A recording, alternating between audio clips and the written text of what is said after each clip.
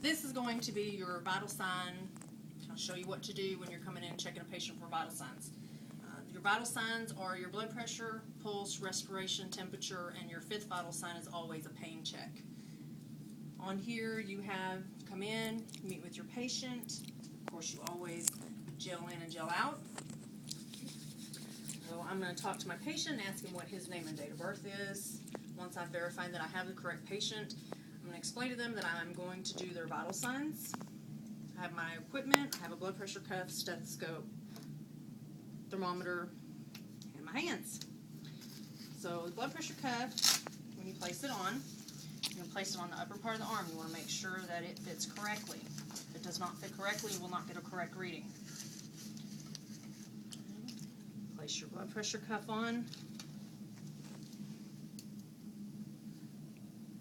And you're going to feel for a pulse and place it, your bell of your stethoscope, on that area where that artery runs. You're going to pump up usually to about 200 and listen.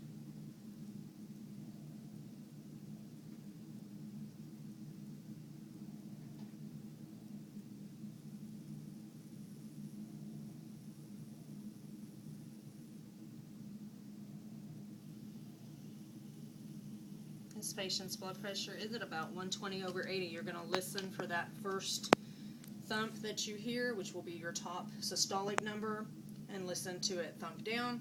And the bottom number would be the last you hear, would be at 80 is what I heard.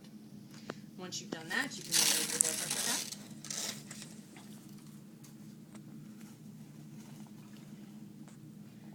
To check the patient's pulse, you have your radial right at the edge of the bottom of their thumb.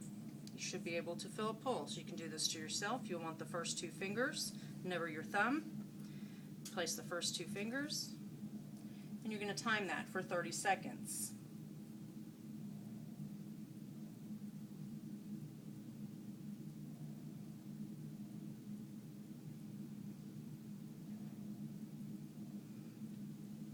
Once that 30 seconds is up, you will multiply that times 2, and that will give you your pulse rate. You have a thermometer. You want to make sure that you check the thermometer for any cracks or leaks. Make sure it's not broken. You're going to shake it down. You want that mercury to be down below. And once you've done so, you're going to place it into a cover.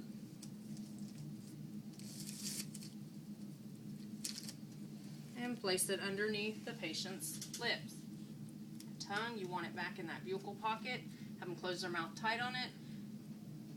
You'll leave it there for 5 minutes. At that 5 minutes, you'll pull it out. You will check it. Anything above 98.6, you'll check.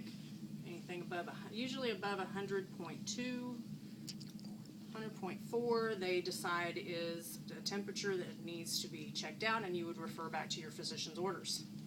Again, you will wipe off your thermometer after every use. Alcohol wipes are fine. And you want to make sure that you shake it down. Check respirations. You're going to look, listen, and feel to that patient's chest. You can do that for 30 seconds.